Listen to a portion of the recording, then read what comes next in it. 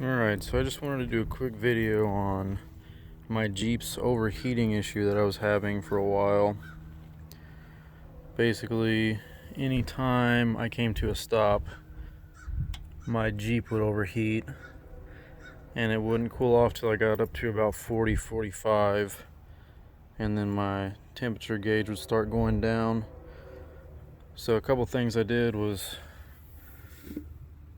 thermostat temperature sensor I changed, and that didn't solve my issue, so I changed my thermostat next. That didn't work, so I thought it might have been my fan relays, which are over here. These two. Got two new fan relays, still overheating. And then got a new radiator, brand new. And then I got a new water pump. It's hard to see down there.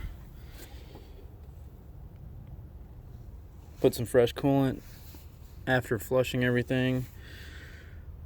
Radiator still overheating. So basically the only way I could think to fix this was replace this electric fan on the inside. And I read online that on these, sometimes it's not the actual fan, it's the wiring harness for the fan.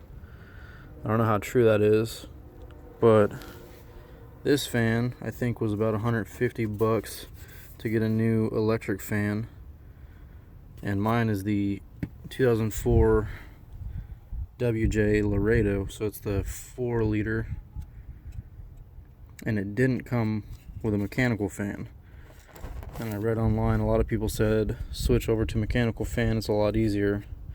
So I got this 11 blade Ford fan and a 2003 Grand Cherokee fan clutch, and I cut the mount to fit. I don't know if you can really see it down there, and then I use the impact to run the bolts down on it, and ever since my Jeep has not overheated.